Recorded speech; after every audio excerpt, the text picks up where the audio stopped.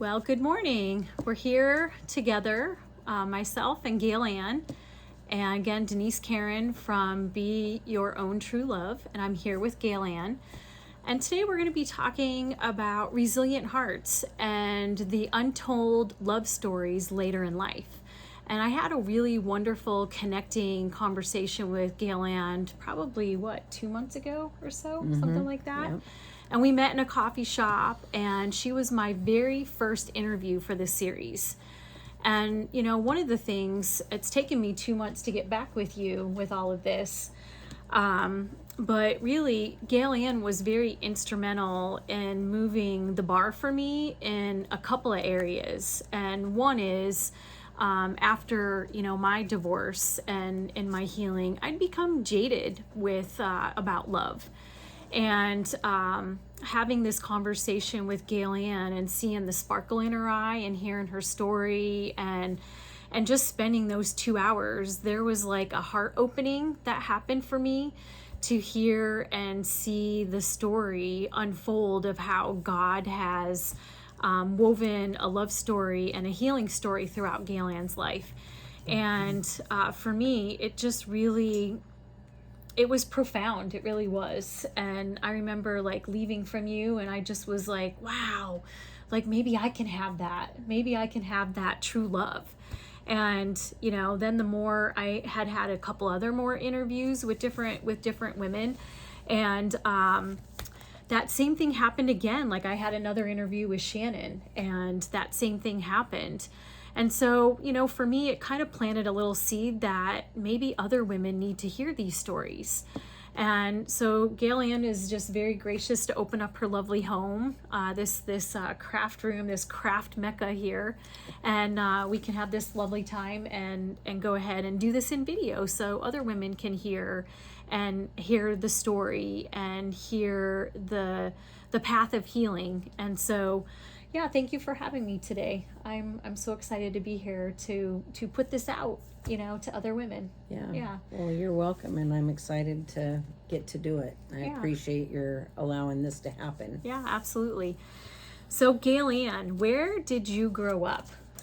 I grew up in Washougal, Washington. I was born in Port Townsend, Washington, and when my stepdad when I was like 2, my stepdad got transferred down here to the Camas Mill. And so we grew up in Washougal and lived here until I was 21 and moved to California, and then came back, and I lived in Alaska for 15 years, and I've come back. So yeah, very I've cool. been back here since 2011. Yeah, that's awesome.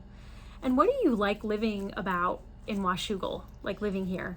I just like the small town, and it's just familiar, and I like to, I know people, when I go to the grocery store, they know who I am, I know who they are, that kind of thing, and it's just homey. I like that. Yeah. I like it better than a big city. Yeah, absolutely. That's what I get a feel driving down here.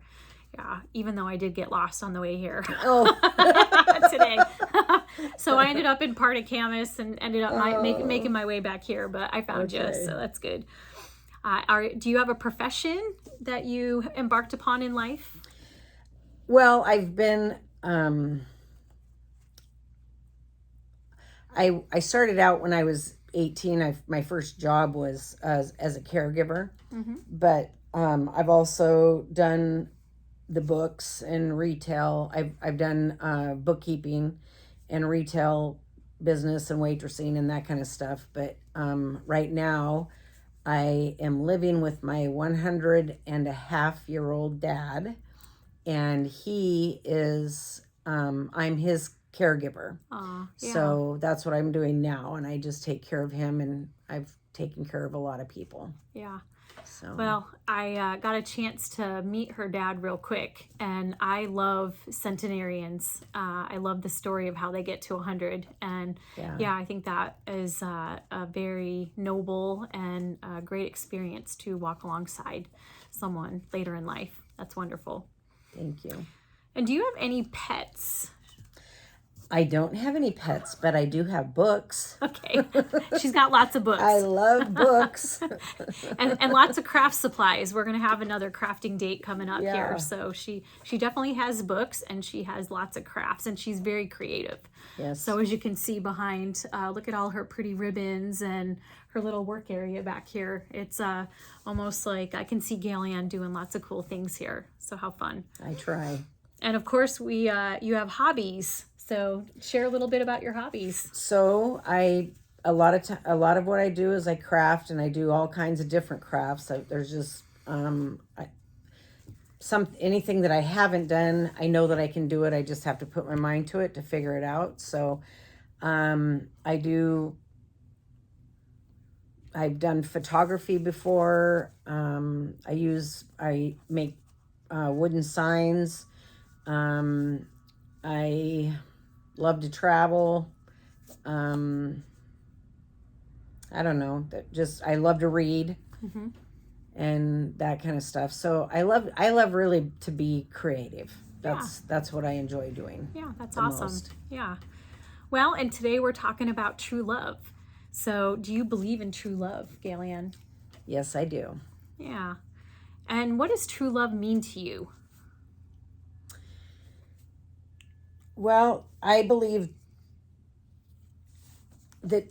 really believe that Jesus is my ultimate true love. And I feel like because I've come to know him, he's loved me in a way better than I have ever expected or been loved by a man.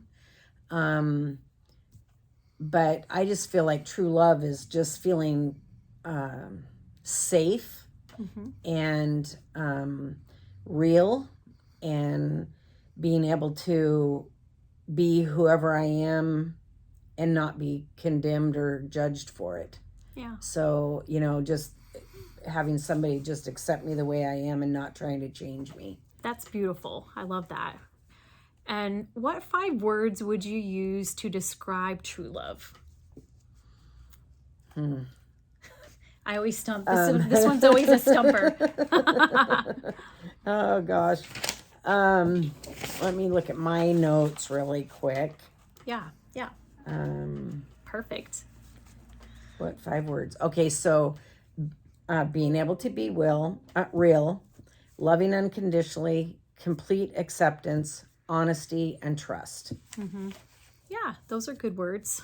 That being honest and being truthful, and we talked about that earlier, is just that intimacy of willing to be open and honest and show up exactly with who you are, and there's no judgment. Right. I definitely feel in this interview, having met you, that there's 2 non-judgmental people that are coming together to share this story, and to talk about it, and to talk about with honesty the journey of how one gets to midlife and searching for true love again and having a resilient heart. So yeah, I think definitely intimacy and being honest and open get you there. So I agree. Yeah. I think being open and real draws people to you more than, acting as if you are Mary Poppins and practically perfect in every way. Yeah, absolutely. Yeah. People know that I don't do that. Yeah. Well, and being able to hold open space for others who may not have that willingness to be open, or don't, or haven't healed enough or brave enough or courageous enough to be with you. So you are a pressure valve to help others to do that. And I can definitely feel after our discussion that that's something that you're very gifted at, is helping others to open that pressure valve and maybe go explore and put a toe in the water for that. So yeah, that's wonderful. Thank you. And have you ever experienced true love in your life? Yes. Yes, she has. I love that. And what did that feel like, GAYLE? And I'm probably going to do this because I have a friend, a very close friend, Georgianne. So if I mess it up, GAYLE and Georgianne kind of sound alike. So I mean no harm by it, and that almost slipped out. So I caught myself. So GAYLE, what does true love feel like? It's amazing. It's something I never dreamed that I would have, and there's just so much when you can feel completely whole and not have to pretend you're anybody, or have to change myself because they don't like that, Yeah. that kind of stuff. I mean, with my husband Bill, I could be me 100%, and he loved me through and through. And people say all the time to me that the way he looked at me was always, it just was pure love when he looked at me. Mm-hmm. And I look back at pictures of that and just go, oh my gosh, he really did look at me that way. Yeah. Yeah, absolutely. So That's it's just beautiful. amazing to me. It's a whole different feeling than I've ever experienced in all my life. Yeah. So That's awesome. That's a great feeling to have. yeah. And when I placed my ad, there's a Facebook group out in Vancouver that's called the Vancouver Hive.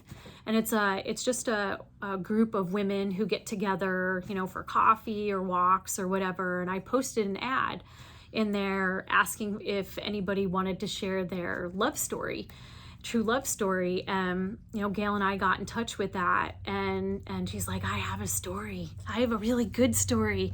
And I was just so compelled with her sharing that, and I wanted to get to know. So Gayle, you have a story about, Gayle-Ann, you have a story about true love. Like, we got to hear all of the details about it. So let's get started with that. I'd love to hear that story. Okay. So, you shared a little bit about your childhood. So like it all goes back to your childhood, part of this healing. Yeah. So tell me a little bit more about your childhood. Okay, so when my mom was 5 months pregnant with me, what I call my real dad was killed, and he got ran over by a cat tractor. He was a logger, and it crushed him, and he lived for 7 days and then passed away. So my mom was pregnant with me, and when my mom, she had 3 other kids. And so after that happened, it took a month or two, and she kind of had a nervous breakdown, and I guess we stayed with my Nana and the kids. And then, so I believe that from the womb, you can feel things, especially trauma. And so that, having my dad die before I was born, that has affected me all of my life. I have oftentimes felt like I'm an orphan. I have felt like, what do I need to do to make somebody love me? I don't know how to explain it exactly. That actually makes sense. I mean, one of the things that, when your mom was carrying you, that trauma of losing her husband and your father would be imprinted on your DNA. I mean, that's, everything that your mother was feeling and navigating, it's scientific that you in utero would have felt all of that. Yeah. So that makes a lot of sense and doesn't really need to be explained, that does imprint, on the young child in utero. Yeah. So that's understandable. So, and then when I was 6 months old, my mom met my dad that I live with now, that's 100.5. And he actually grew up with my real dad. And his name's Ken, but he's always been my dad since so that's the reason I call my dad that's passed away my real dad, because I have always called this dad. And, he is my dad. But, I know. So when I was about 2, we moved down to Washougal, and Dad worked at the paper mill, and Mom was a stay-at-home mother, and we had 8 kids in our family, and so she had her hands full, and we did, we went on vacation every summer, that kind of stuff, just doing normal kid growing up in the 60s and 70s. So I had a pretty good childhood. I feel like, and I lived here in Washougal, and it was a small town. There wasn't more than 3,000 people here when we moved here, and so everybody knew everybody, and it was just a great place to live. Yeah, that's awesome.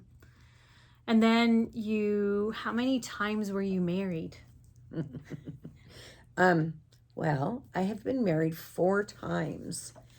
The first time I was married, do you want me to talk about that? Sure, yeah, Okay. yeah. So the first time I was married, I was a senior in high school, and I had gotten pregnant because the young man that I was dating, he had been living with a girl that had a child. And so I just thought, oh, well, I mean, and he really missed that child.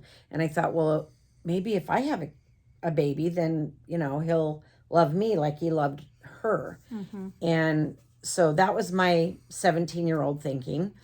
And we ended up getting married in January, my senior year.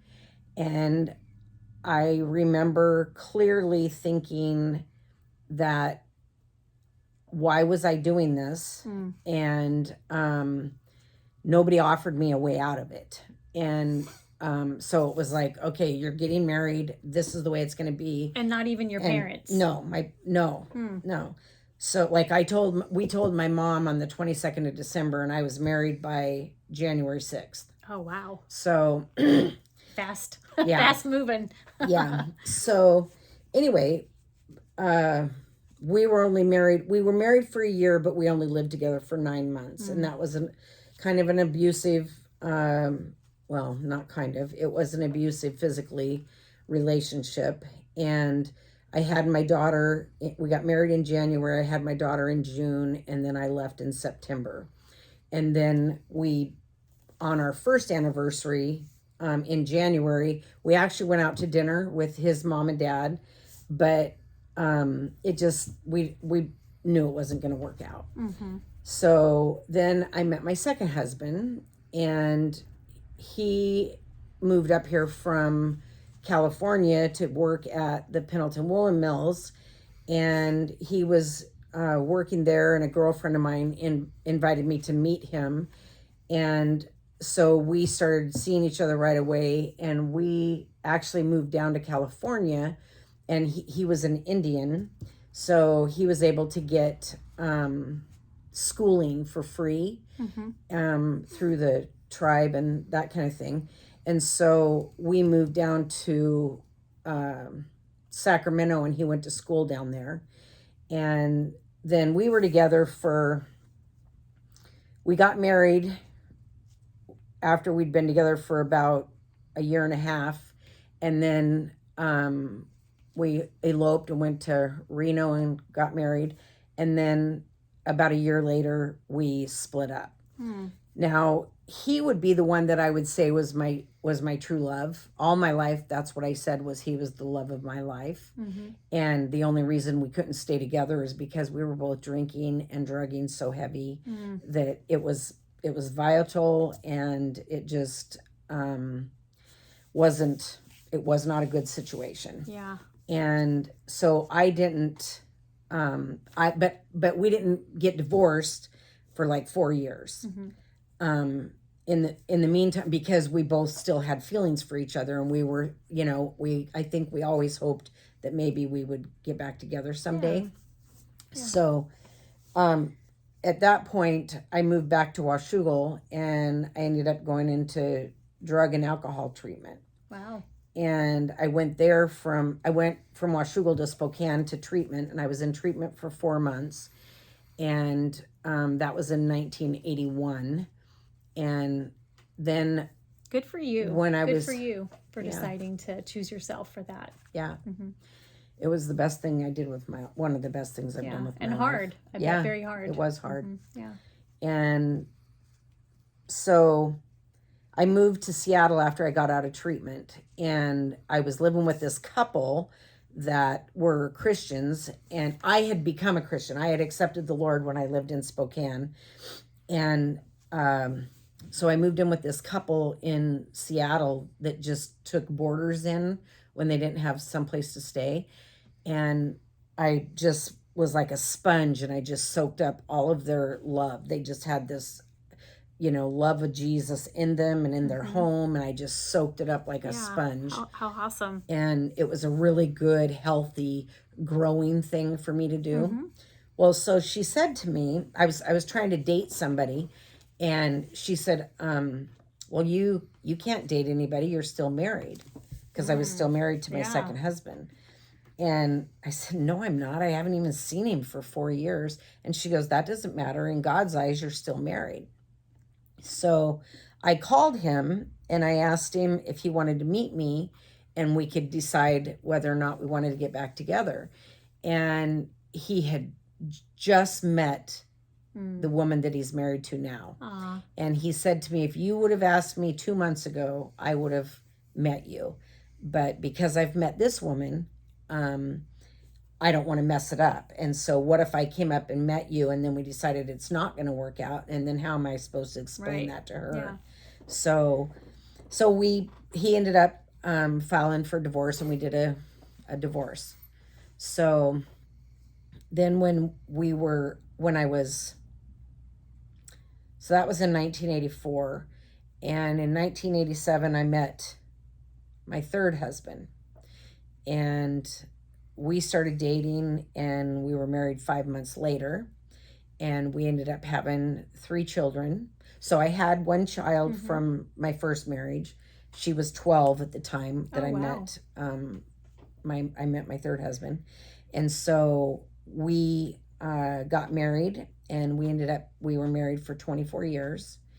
And we walked with the Lord some of the time, but it was a vital relationship. And also, and I say that, and I know that I'm not it's not just on them. There were things that I did too. Yeah. Yeah, and I mean, you shared with me, did you know about what passive aggressiveness was, or being in relationship with high conflict, antagonistic, maybe somebody who has narcissistic tendencies? Did you know anything about that? No. Yeah. And what did you come to know about that?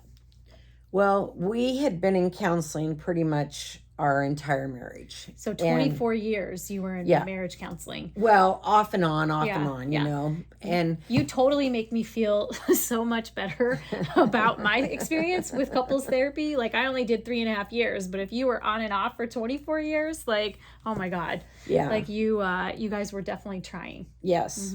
And I've been in therapy probably since I went to treatment when I was 21. Yeah. I've been in therapy off and on since long then. time. Yeah.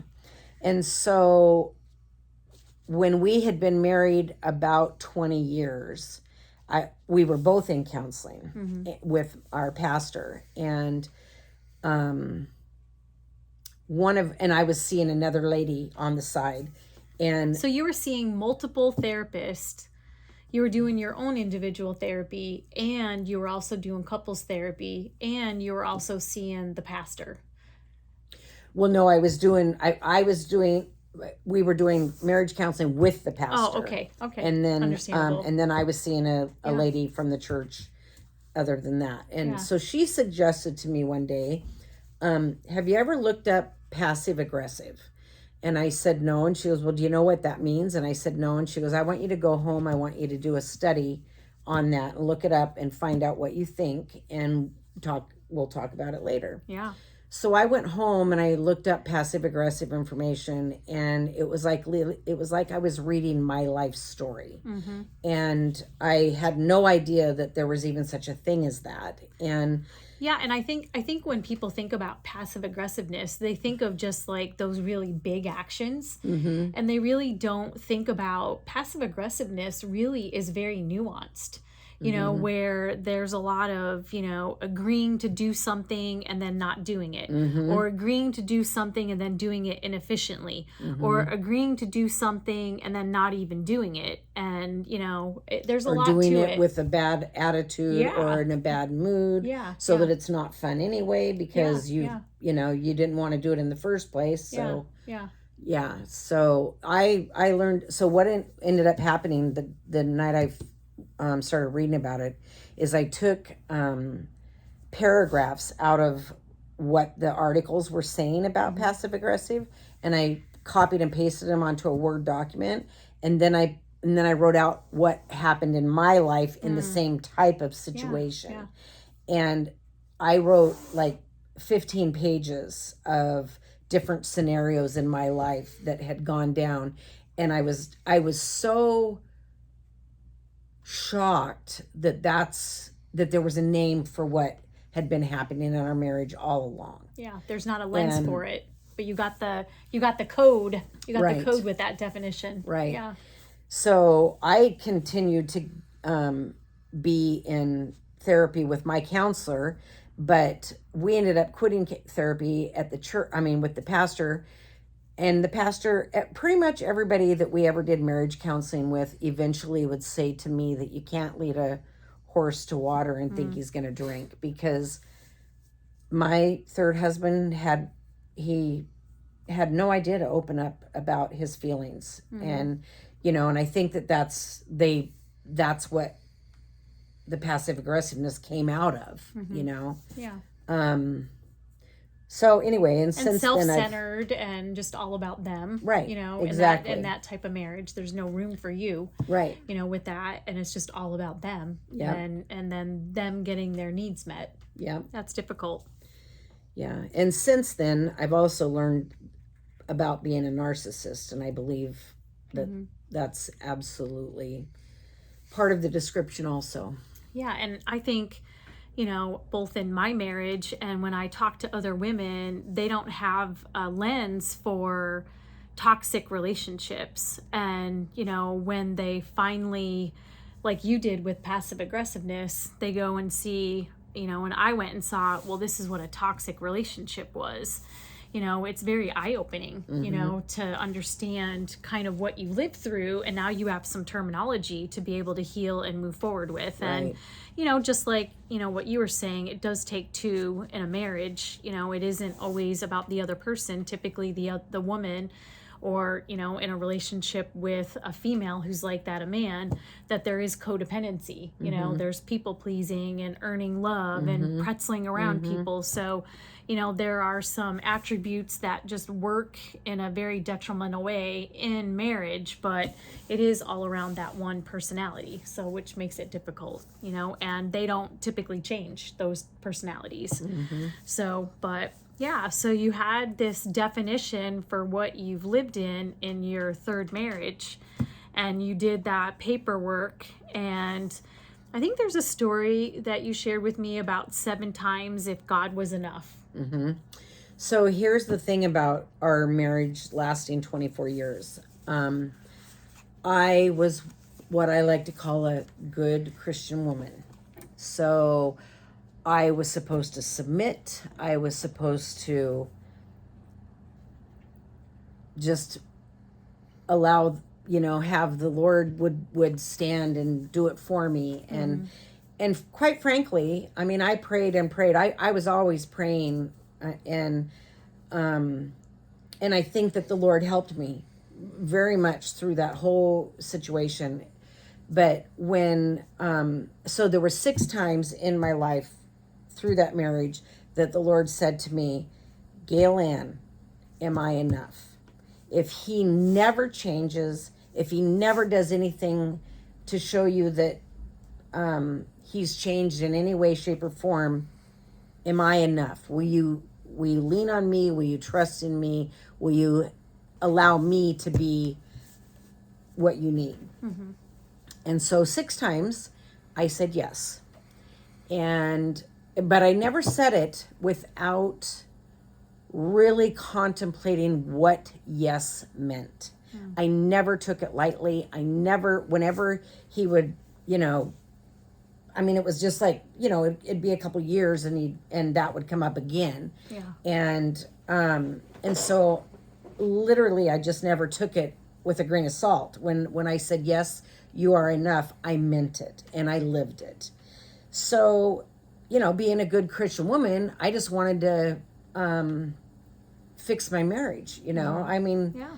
I just wanted to have a good marriage, and And it was important to you. it was very important Yeah, to me. and a cornerstone of you coming together, both you and your ex, that you were, you were people in the church doing God's work. Right. So when the Lord asked me the seventh time, we had just gone on a 5-week trip from Alaska to San Diego, California, and we'd been in the car with my son and his girlfriend for 5 weeks, pretty much, stopping at different places for a few days here and there. And I got out of the car the day we pulled into the driveway. It was July 22nd. I'll never forget, 2009. And I got out of the car, and the Lord said to me, "Am I enough?" And I looked up to the sky, and I just went, "No, you're not enough. I'm done. I am done. Pop me out of the toaster, because I'm done." And I immediately... Those are difficult times when you get there. When you're like toasted. It was just, I couldn't...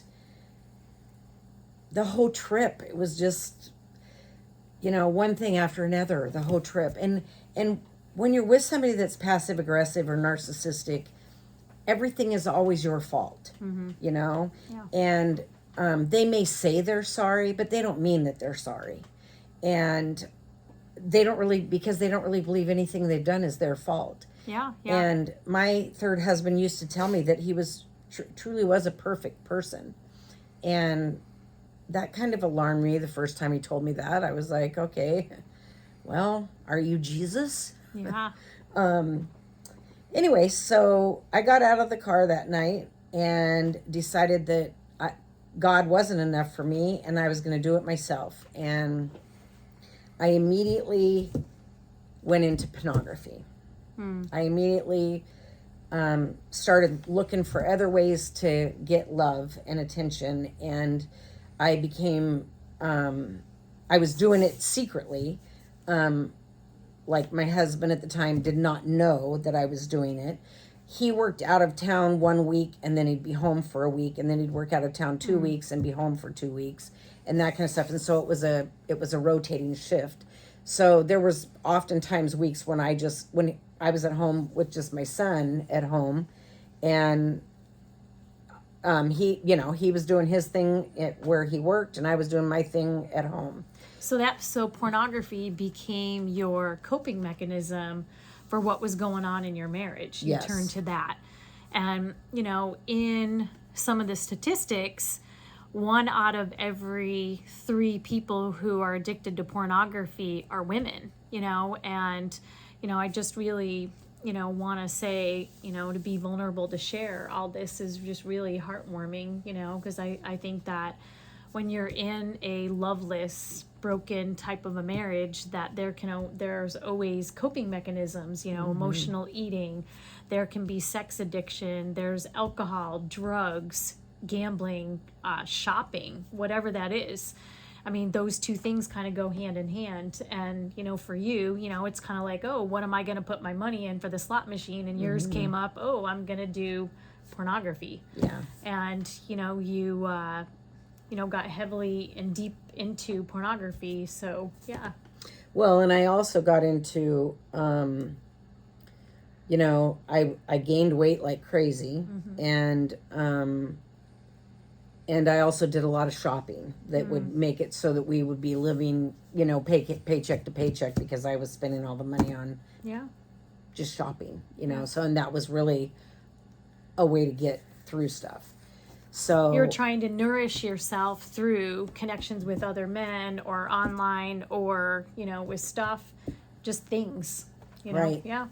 So when I started in looking stuff up, pornography up online, I started doing chat rooms, and I started doing Messenger on Yahoo, and there was just ways that I could,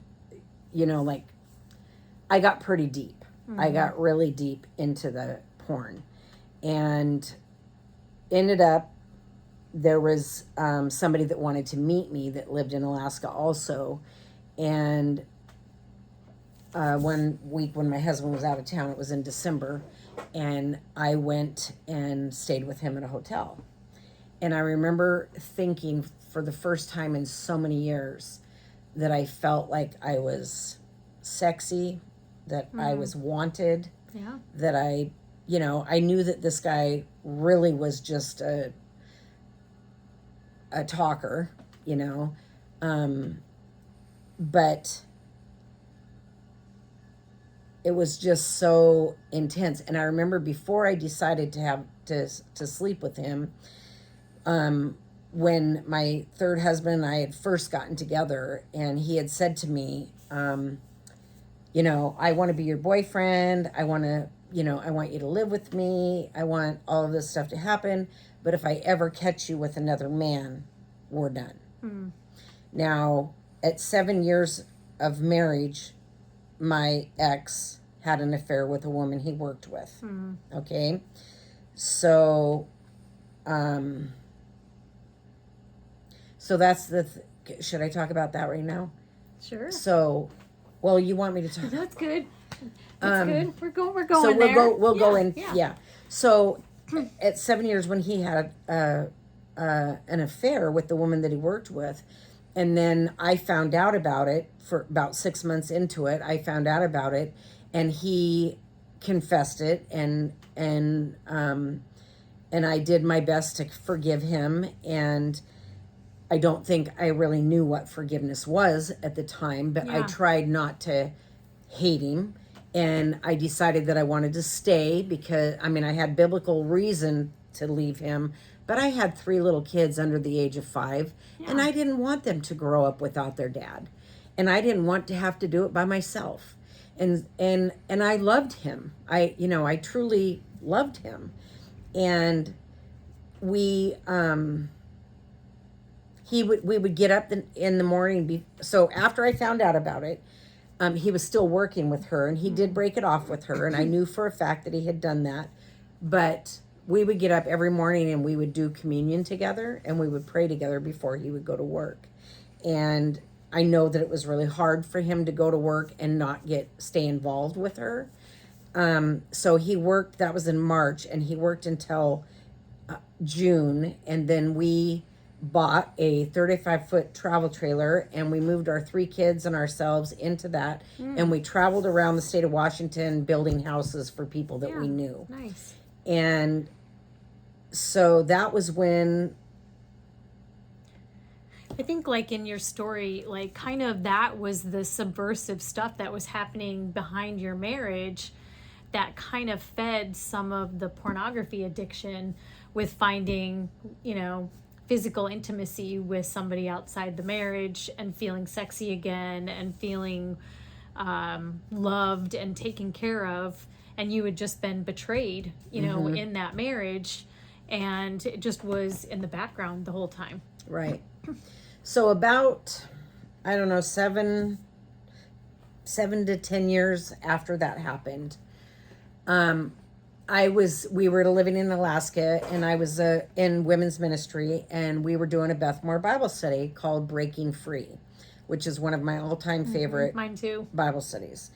And I had been doing it in my home, and whenever the ladies would come to my home for Bible study, when we would first start out, I would always say to them, okay, so I am not Mary Poppins, practically perfect in every way, and whatever I'm learning through this Bible study, you're going to be going through it with me. We're going to go through, we're going to open up and be real with each other. And so there was, I have to look at my notes. There was some, a thing that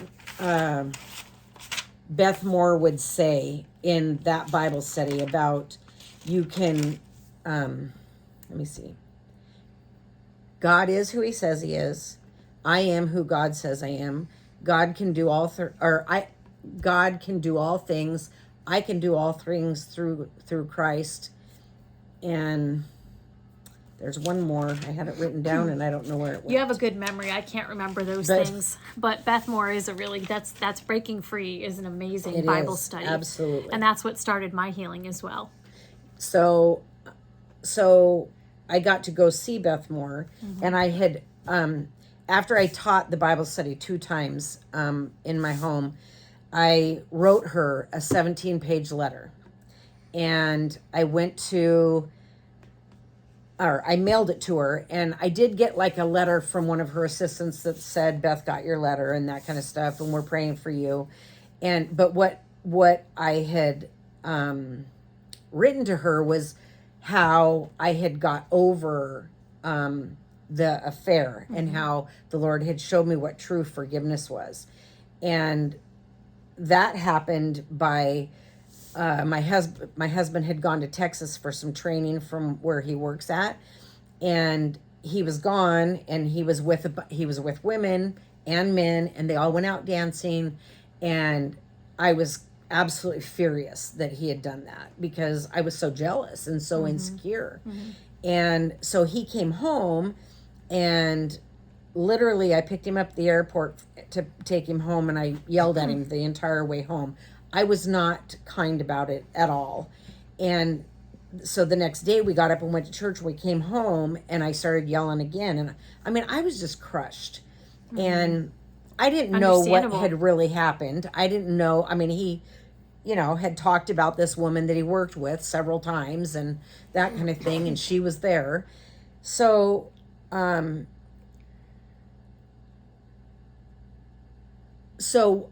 we had a thing to go to that night. It was at this church, and we went in, and the minute that the guy walked out on stage, he started talking about that there was somebody here that the Lord had showed him that there was somebody here that needed to be healed from something, for forgiveness for something that had happened a long time ago.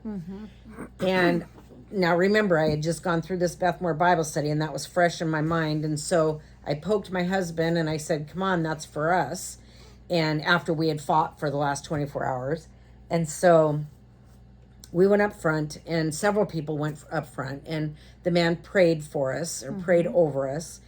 And we walked back to our seats. And in the middle, while I was walking back, the enemy said to me, oh, well, that didn't help. That didn't do nothing. What did that even mean?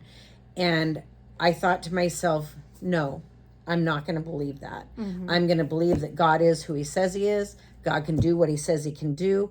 I can do all things through Christ, and so on and so forth. And so I took it as I took God at his word. Absolutely. With that. Yeah. And we went home that night, and my husband I collect wind chimes, and my husband had bought me a Texas shape wind chime while he was in Texas. Aww. And that day when we were outside fighting, I had him hang that up outside of our bedroom window. And so when we went to bed that night, as I was getting ready for bed, the wind chimes were blowing, and I said, every time I hear those wind chimes blow, I'm going to think, this is the day that I truly forgave you and realized what forgiveness really truly is. Yeah. And for me, forgiveness is when you can talk about whatever it was that happened, and there's no more pain attached to that. Yeah, absolutely. And that's what happened to me. And so then even to this day, if I think about what that was that happened, it doesn't hurt me at all anymore. But it took me a while to practice. When I would hear that wind chime, it would remind me, and I'd say, no, I'm healed from that. I'm not going to pick that back up. And I have forgiven, and I forgave fully, And so that made a big difference, and that helped our marriage, because I became not jealous, and I became not suspicious of everything. And, he could talk to other women and that kind of stuff, which I had a problem with all before that night. Yeah. But you still had the underlyings of passive aggressiveness, right, and unhappiness, and the marriage just not working out. So you turned to pornography as a coping mechanism. You are this woman who's doing Bible studies and like helping other women and holding Bible studies in your home. and ministering to young ladies, and you also had a Christian inner circle of women around you. Mm-hmm. So share with me like how your friends were coping, helping you to cope with this addiction, piece of it, and what was going on in that phase in your life. Okay. Because by this time you're divorced, correct? When this is going on, or in the middle of it? Well, it was in 2009, and our divorce was final in 2011. Yeah. So it was kind of during, or kind of at the tail end going on. So I had 4 ladies that I would get together with every week, and we would pray together. And when and they knew, we knew everything about each other. So yeah, they knew how hard my marriage was, and we prayed lots of times for that, and prayed for a lot of things together. When I started going into pornography, I was hiding it. I wasn't telling anyone. Yeah. I don't know. I believe I was still going to church, and I believe I was still doing the prayer meetings together, but it didn't last for very long. And when I finally met the man that I met in December, I actually told all of the women that I was having an affair. And they were just like so mad at me. And I wouldn't go to church anymore because I knew that what I was doing was not acceptable. Yeah. And I knew that I could not be a leader to the women that had been coming to my house for Bible study. I could not be a leader to the young ladies that came to me for counseling. I could not do those things and do what I was doing. I was not going to be a hypocrite, and I wasn't going to, act like there was nothing wrong when something desperately was broken inside of me. Yeah. And so one night my girlfriends made a pact with each other behind, without me, saying that they would get together every Tuesday night and they would pray for me. So they started doing that, and I don't remember even, they did it for a long time. And my girlfriends' hearts were so hurt by what I was doing, because I was part of their, we were a solid group of Christian women, four of us, Christian friends, and we lived our lives, that way. And for me to pull out and to walk in such a completely 100% different direction, it hurt all of them that I chose to do that. Well, and you didn't even understand it yourself. No. I really had no idea at the time why I was doing it. I was just acting out. And so they would get together for me and pray on Tuesday nights. And one time they asked me, well, will you come with us and we'll pray over you? And I said, okay.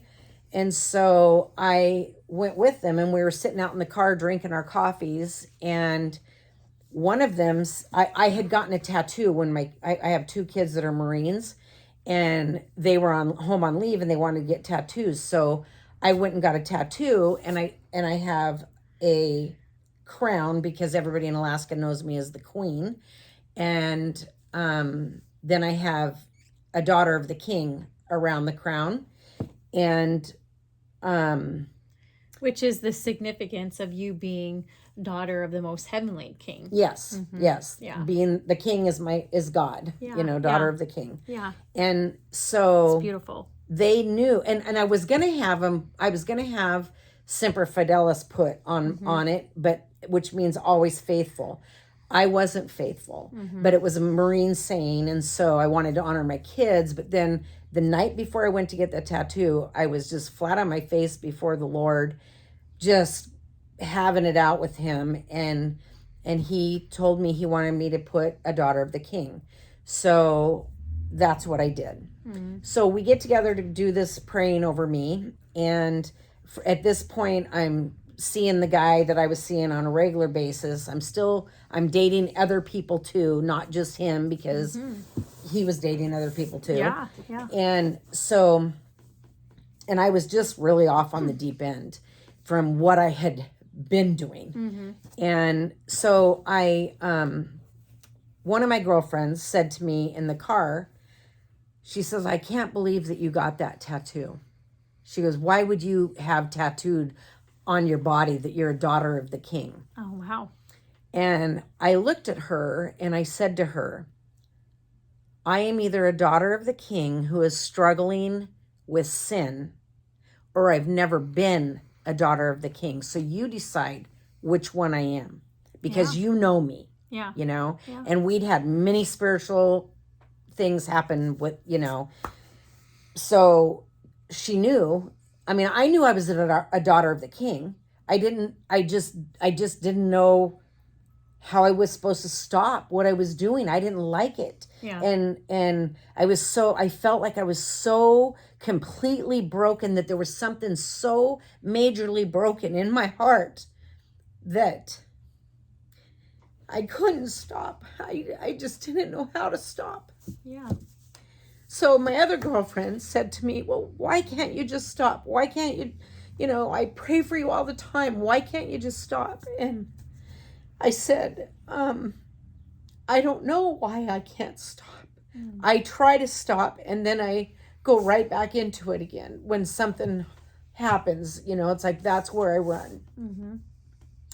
And I just became very, very promiscuous, and I went down a very dark path. And I did that for about 4 years. Yeah. And the other thing about those girls that would pray for me, they are still my friends, and they saw me through a hell of a ride. Yeah. And I was away from the Lord for 4 years. And what an incredible group of inner circle women to walk alongside, be a part of that, pour into, and still love you and still be friends. Yeah. I mean, that's and I mean, incredible. And I had to ask them to forgive me. I had to ask their husbands to forgive me, because their husbands got to watch them go through pain, because I was doing my stuff and they were hurt so bad by what I was doing. Yeah. Yeah. And so, the Lord just brought me around, and I had to ask them all for forgiveness, Yeah. And they prayed on a certain day of the week for you. Yeah. And so on Wednesday, so they'd pray Tuesday night, and on Wednesday at work, I would always have a bad day all the time. Like, whoever I was dating would break up with me, or, we'd get in a fight, or, everything wouldn't go right at work or whatever. I just always had a bad day on Wednesdays. The power of prayer. And I would get halfway through the day and go, oh yeah, today's Wednesday. They prayed for me last night. Woohoo! So they're some amazing women, and they were faithful, and they're what a true friend really, really, truly is. Yeah, that's amazing. And so how did you finally kick that habit? What was instrumental in breaking that cycle of coping? Well, I moved away from, I finally, after 2 years, my divorce became final in 2011. And one other thing, he was having an affair at the same time I was having an affair with somebody that he worked with. Yeah. So, anyway, so I moved out of Alaska in July of 2011. And when I came down here, I thought that I was coming down here to some other two friends that have known me forever. And, like my one friend in Alaska, my friend from down here flew up to Alaska, and we drove back to the States together. And my girlfriend in Alaska said to the girlfriend from Washington, she said, okay, it's your turn. Take care of her. And so I got down here, and I started, I went to church a few times and stuff, but I still was really miserable. And so in my misery, I still was continuing to do that. I'd find guys to date off Craigslist. Just different things. Yeah. And well, he didn't have OnlyFans back then. Right. Those sorts of things. So one day a girlfriend called me and said, is there any Christian concerts coming up, or conferences or women's retreats or something?